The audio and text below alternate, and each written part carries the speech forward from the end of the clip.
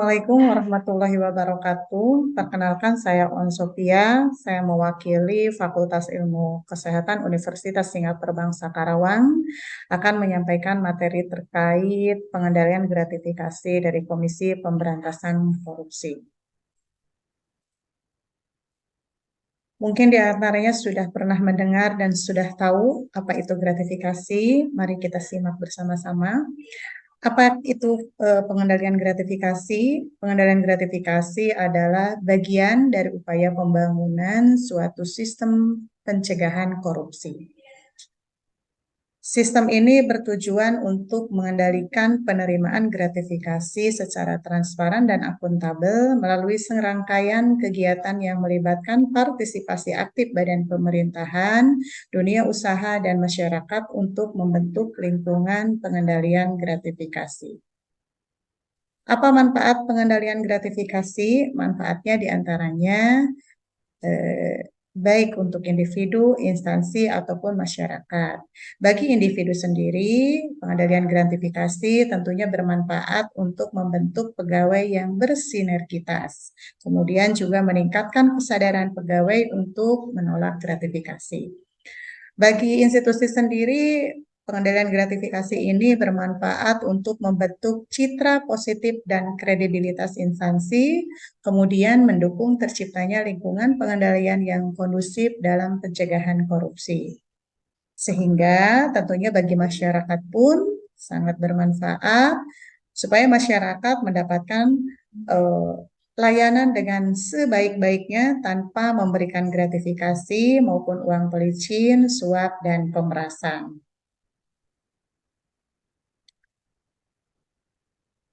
Apa yang dimaksud dengan komitmen pengendalian gratifikasi?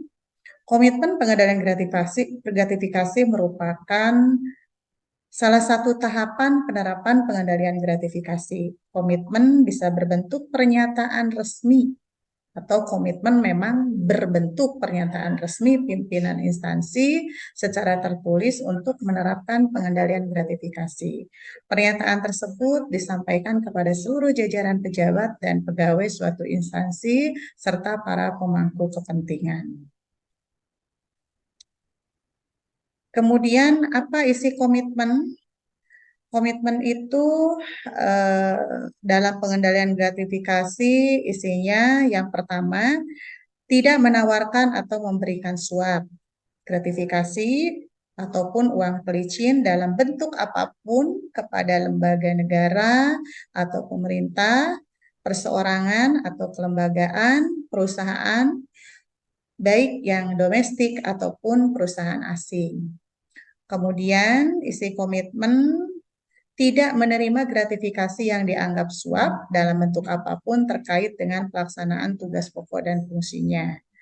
Yang ketiga, menerapkan dan melaksanakan fungsi pengendalian gratifikasi termasuk pembentukan unit pengendalian gratifikasi.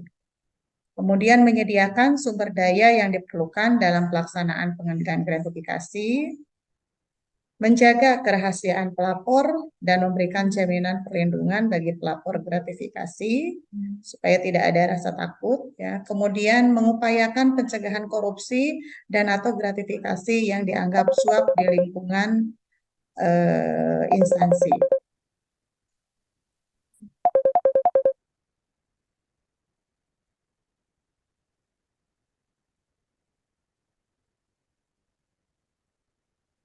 Tentunya kita sering ya menemukan upaya pembenaran terhadap penerimaan gratifikasi, yaitu berkembangnya adagium, misalkan tidak boleh menolak rezeki, semakin memperkuat kebiasaan tersebut hingga nyaris menjadi perilaku keseharian, termasuk dalam pelayanan publik di masyarakat.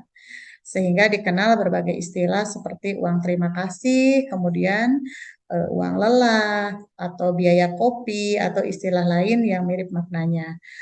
Pembenaran ini menggunakan alasan kebiasaan, kemudian karena adat istiadat ya di lingkungan tersebut, dan bahkan perayaan agama juga tidak jarang mengemuka atau terjadi. Pengendalian gratifikasi ini mempunyai arti yang luas, Pengaturan dan penyebutan gratifikasi secara spesifik dikenal sejak disahkannya Undang-Undang Nomor 20 Tahun 2001 tentang perubahan atas Undang-Undang Nomor 31 Tahun 1999 tentang pemberantasan tindak pidana korupsi atau Undang-Undang Tipikor. Undang-undang ini memberikan kewajiban bagi pegawai negeri atau penyelenggara negara untuk melaporkan pada KPK setiap penerimaan gratifikasi yang berhubungan dengan jabatan dan berlawanan dengan tugas atau kewajiban penerima. Jika gratifikasi yang dianggap pemberian suap tersebut tidak dilaporkan pada KPK, maka tentunya terdapat resiko pelanggaran hukum baik pada ranah administratif ataupun pidana. Ada berbagai definisi dari gratifikasi, ya. Arti gratifikasi juga dapat diperoleh dari penjelasan pasal 12B Undang-Undang Nomor 20 Tahun 2001, di mana dinyatakan bahwa pemberian dalam gratifikasi ini memiliki arti luas, yaitu meliputi pemberian baik dalam bentuk uang, barang, ya, rabat atau diskon, komisi, pinjaman tanpa bunga, tiket perjalanan, fasilitas penginapan, perjalanan wisata, pengobatan cuma-cuma, dan fasilitas lainnya. Gratifikasi tersebut baik yang diterima di dalam negeri maupun di luar negeri dan yang dilakukan dengan menggunakan sarana elektronik atau tanpa sarana elektronik. Definisi di atas tentunya menunjukkan bahwa gratifikasi sebenarnya bermakna pemberian yang bersifat netral. Suatu pemberian menjadi gratifikasi yang dianggap suap jika terkait dengan jabatan dan bertentangan dengan kewajiban atau tugas penerima. Ini mungkin jadi penekanan ya. Jadi suap atau dianggap suap jika terkait dengan jabatan dan bertentangan dengan kewajiban atau tugas penerima. Di sini ada hasil penelitian ya menurut Global Corruption Barometer tahun 2013 yang dirilis oleh Transparency International, yaitu untuk mendapatkan pelayanan publik sebanyak 71 responden mengatakan mengeluarkan uang pelicin agar dapat mengakses pelayanan publik ya. Jadi 71% responden ini mengatakan mereka mengeluarkan uang pelicin hanya untuk mengakses pelayanan publik. 4 latar belakang utama pembayaran uang pelicin tersebut adalah salah satunya, satu, untuk mendapatkan pelayanan sebanyak 11%, mempercepat pengurusan, ya, ingin cepat urusannya, ingin segera selesai 71%, mendapatkan pelayanan lebih murah sebanyak 6%, sebagai hadiah atau ucapan terima kasih ini sebanyak 13%. Ada berbagai aspek dalam pengendalian gratifikasi, yaitu aspek yuridis. Terminologi gratifikasi baru dikenal dalam ranah hukum pidana Indonesia ini sejak tahun 2001 melalui Undang-Undang Nomor 20 Tahun 2001 tentang pemberantasan tindak pidana korupsi.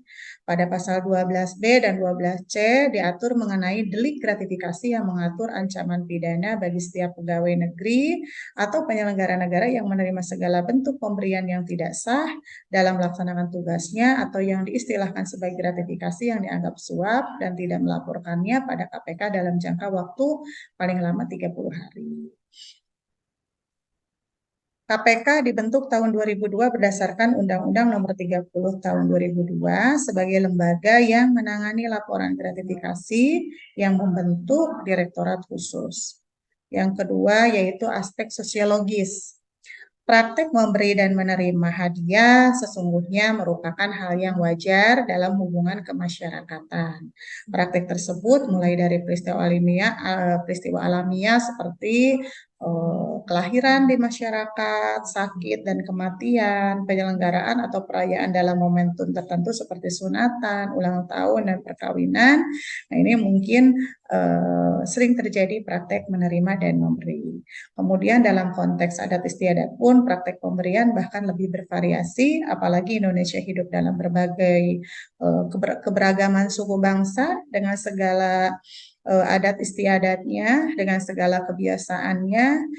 Dalam banyak suku bangsa tersebut, tentunya terdapat keberagaman praktik memberi dan menerima hadiah dengan segala latar belakang sosial dan sejarahnya. Dan ini mungkin dianggap merupakan hal biasa.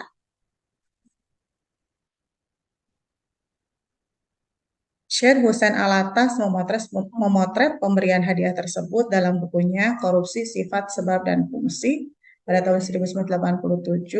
Menurut beliau, praktek pemberian hadiah tidak serta-merta dapat dipandang sebagai faktor penyebab korupsi.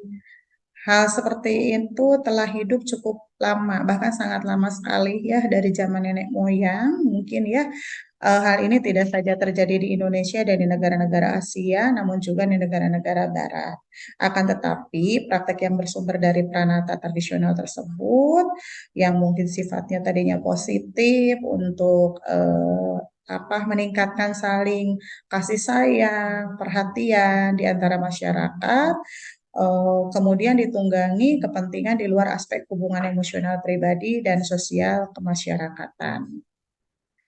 Menurut Tamrin Amal Tamaloga 2009 juga memandang hadiah sebagai sesuatu yang tidak saja lumrah dalam setiap masyarakat, tetapi juga berperan sangat penting sebagai kohesi sosial dalam suatu masyarakat maupun antar masyarakat, marga, puak, bahkan antar bangsa. Menurut Castorius Sinaga pada 2009, memberikan perspektif sosiologis mengenai gratifikasi yang mengungkapkan bahwa konsepsi gratifikasi bersifat luas dan elementer di dalam kehidupan kemasyarakatan.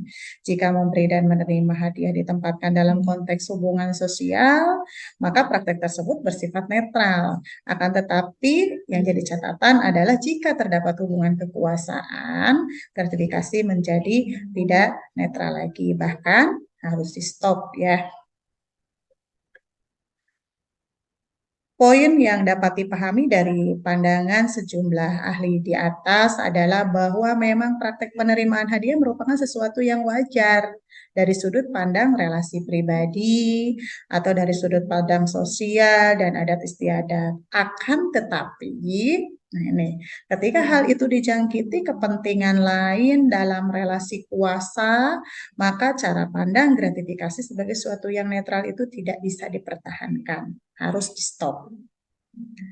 Dalam pasal 12B, gratifikasi yang dianggap suap dari sudut pandang memberi hadiah, dalam pasal 12B, gratifikasi yang dianggap suap dari sudut pandang pemberi adalah mengharapkan keuntungan.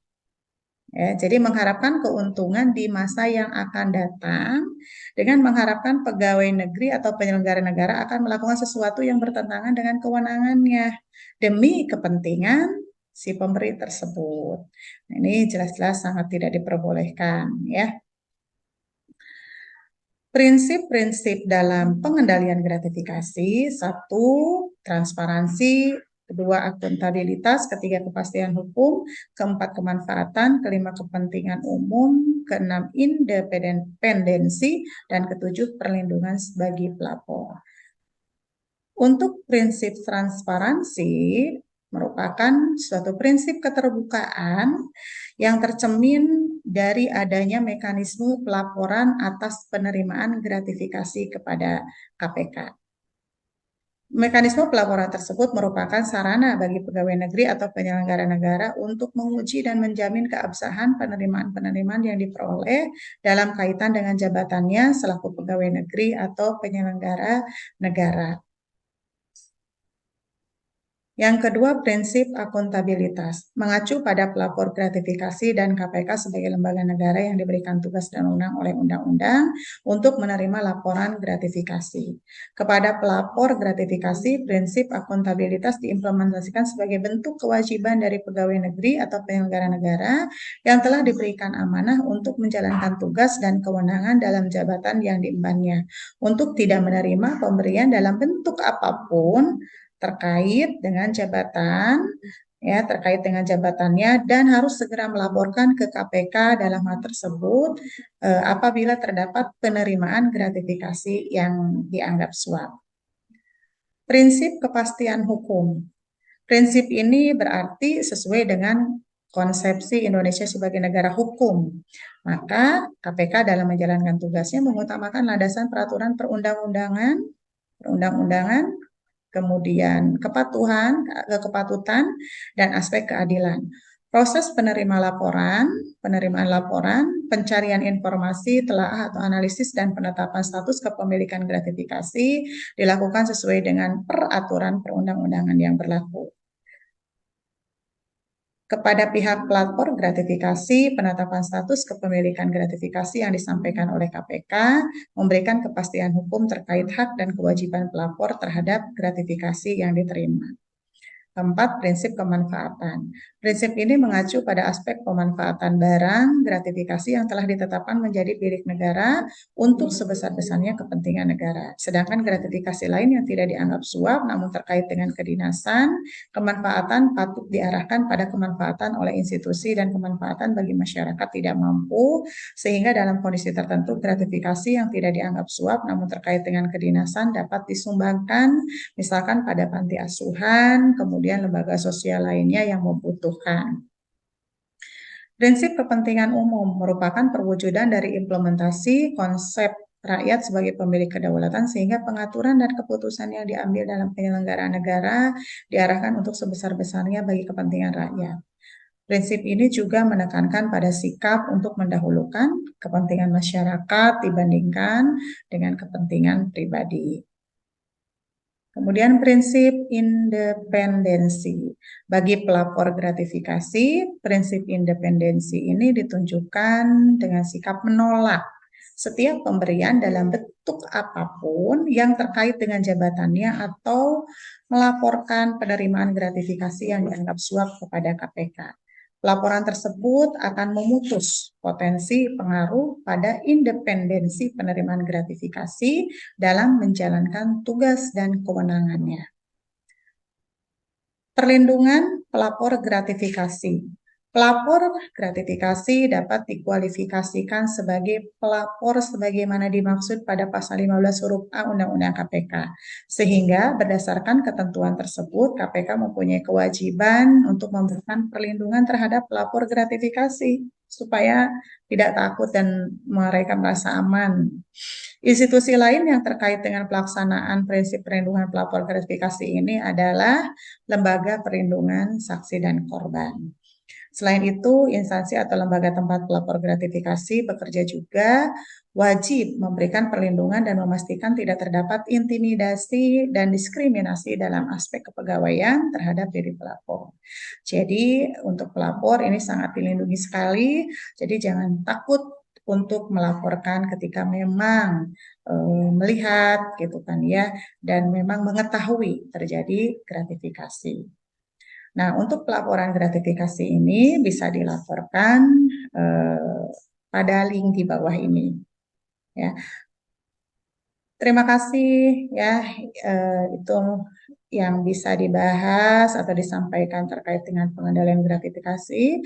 Mudah-mudahan bermanfaat untuk semuanya. Mohon maaf apabila penjelasannya masih banyak kekurangan. Mungkin materi-materi lain terkait gratifikasi banyak dan bisa dipelajari oleh saudara-saudara sekalian. Mudah-mudahan setelah kita menyimak gitu ya materi tentang pengendalian gratifikasi, mudah-mudahan kita bisa dijauhkan dari praktek-praktek gratifikasi, suap, dan lain sebagainya. Sekian, Assalamualaikum warahmatullahi wabarakatuh.